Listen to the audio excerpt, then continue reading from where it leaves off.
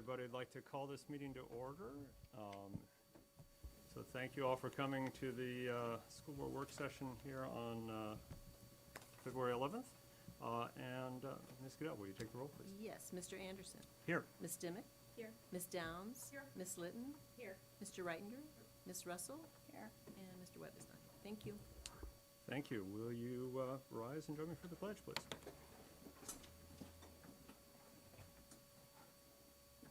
I pledge allegiance to the flag of the United States of America and to the republic for which it stands, one nation, under God, indivisible, with liberty and justice for all. Thank you very much. I would seek a motion regarding the agenda.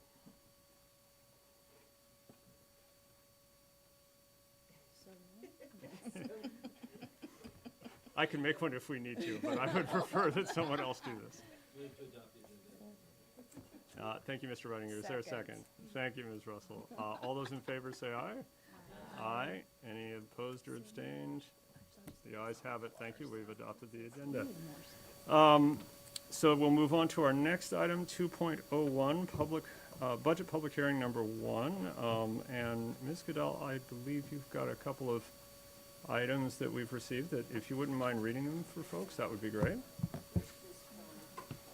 The first one is from EAG, or the Administrators Employee Advisory Committee, and they say they support the proposed budget, specifically the STEP and the COLA.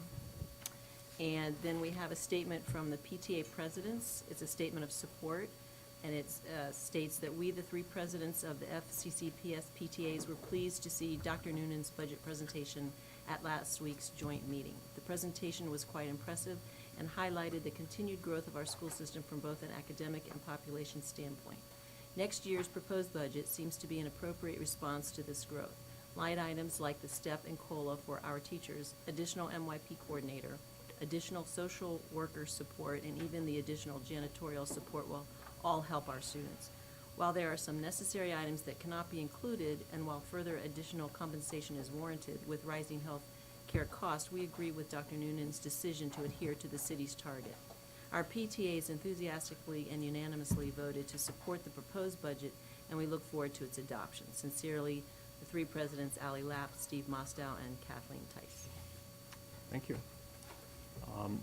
I don't see any members of the public here to speak, except I'm looking at Ms. Otto there to see.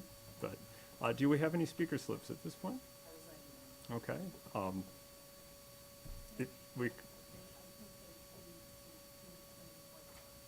Okay. All right then. Thank you very much. So we will move on to 3.01, our FY21 budgets questions and responses. And before we get into that, I have a disclaimer that I need to read. I have consulted with the school board attorney. Actually, a disclosure. This is not a disclaimer. I have consulted with the school board attorney and am making the following disclosure of interest pursuant to Virginia Code 2.2-3112B1. Pursuant to Virginia Code 2.2-3115H, I have a personal interest in the school board budget in that my spouse is an employee of the Falls Church City School Board, and I am a member of a group of 3 or more persons affected by budget decisions.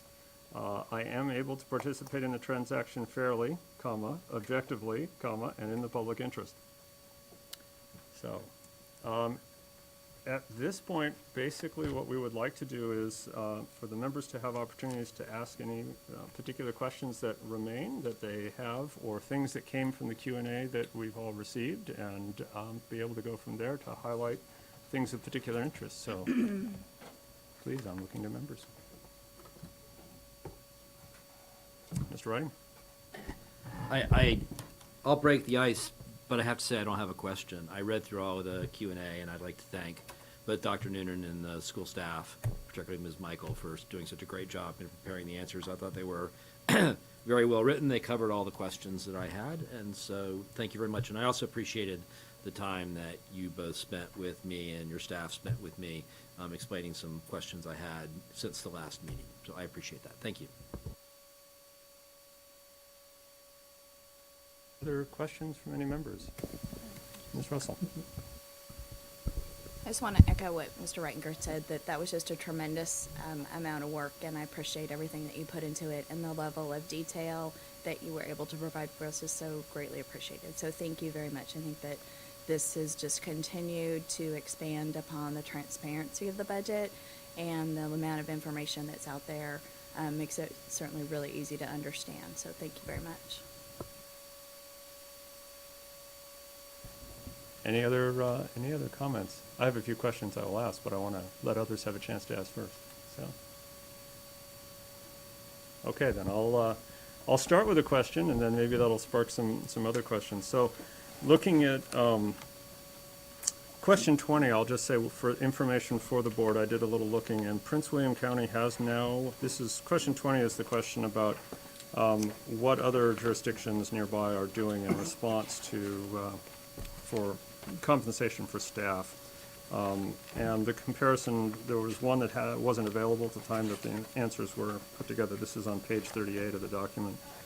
Prince William County has since released the budget request anyway, and it is a step plus a 2% cost of living adjustment for eligible staff. So that's a piece of info. My one question I would like to ask about is question 26, which is about materials planning factors. So this is here on page 47 in the budget Q&A, and it's also on page 176 in the budget book itself. So my question is, if I've understood this correctly, Ms. Michael, the biggest driving factor is enrollment for the schools, more or less. Is that accurate? Correct. One of the things, when the interim COO was here before me, was when she looked, the allocations to schools had not changed from one year to the next, and really looking at how could we come up with a dynamic methodology that would help us as enrollment changed. So as schools' enrollment grew, how could we ensure that they were not losing purchasing dollars, and how could we adjust those allocations? So enrollment is the driver of the allocations each year. We start with the initial allocation, and then when their actual enrollment comes in as of September 30th, if their enrollment is higher than projected, we do make the adjustment and allocate out the additional per pupil funding to ensure that they're getting it for every student who's enrolled as of September 30th. Okay. Are there any, the question I'm wondering about is, are there any other factors like usage, for instance? I'm thinking about when consumables that might go at a faster rate than you'd expect. Is there the ability for our school principals to make adjustments as they need to in response to that kind of thing?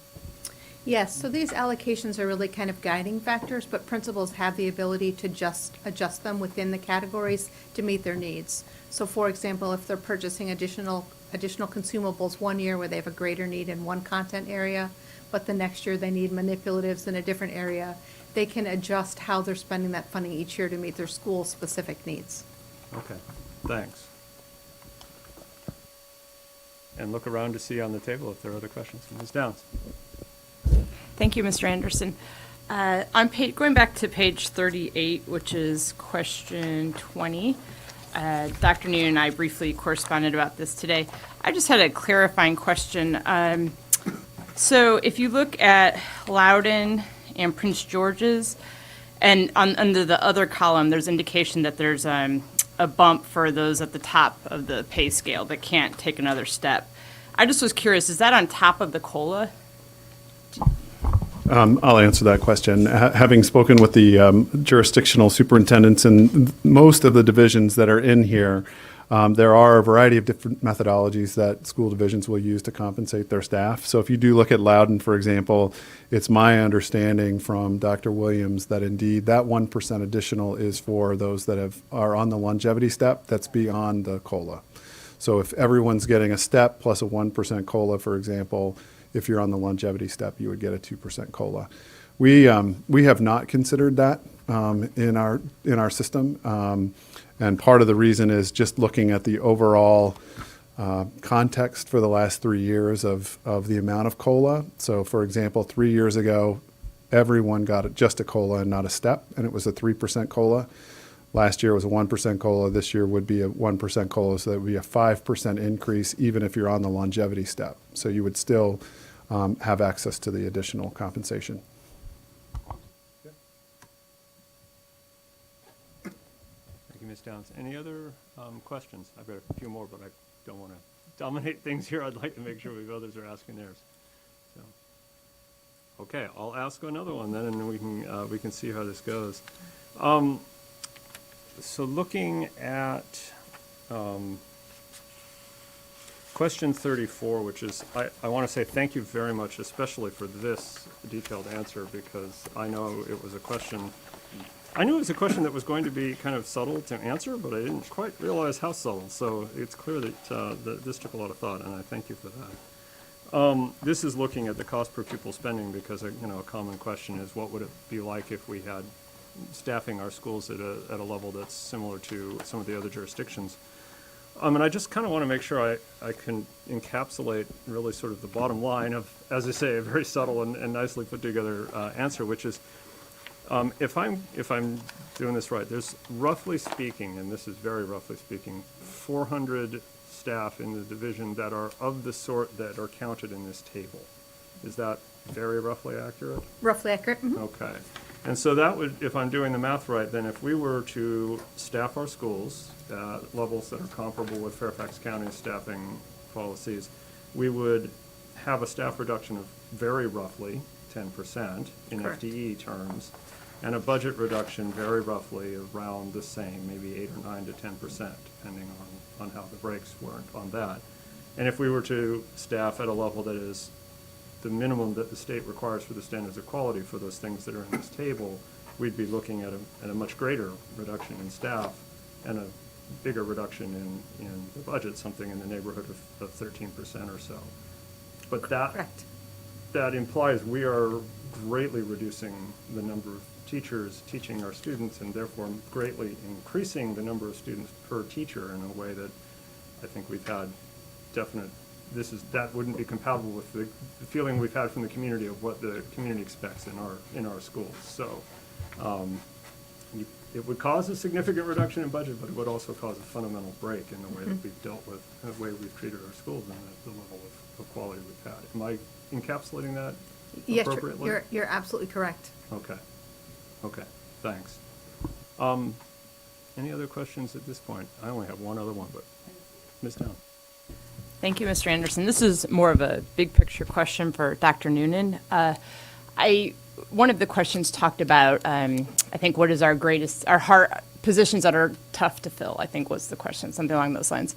And the answer was, we're always looking for special education teachers. And then I noticed in the unfunded, below the line request was quite a few special education paras. So is this sort of in terms of big picture, just something that we're really challenged with, is trying to keep up with special education staffing? The short answer is yes. The longer answer is we're not alone in that challenge. Having been a former special education teacher myself, even back in the day, it was hard to find special education teachers. That remains.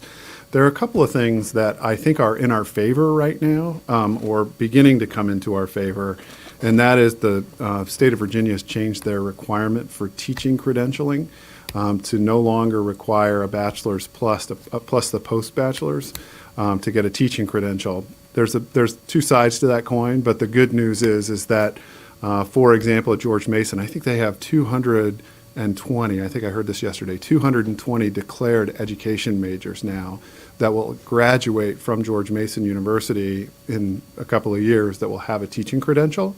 My hope is that a percentage of those students will also go into special education, which then would ramp up our capacity for filling some of those positions. But I think it's a good news story that universities are doing that, so long as those folks that are coming into our system have the same amount of content knowledge as those that went on and got a post-bachelor's degree.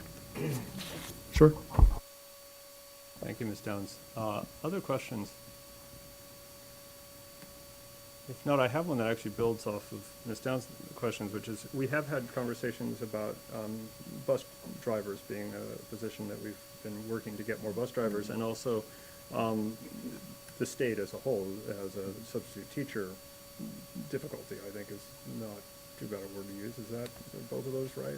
I would say on the bus drivers, yes. On the substitute teachers as a whole, yes. But let me just say this, we are doing a lot better right now with our substitute teaching corps than I think we have in the last 3 years since I've come. And part of the reason is that our assistant principals have done an extraordinary job going through a routine process of interviewing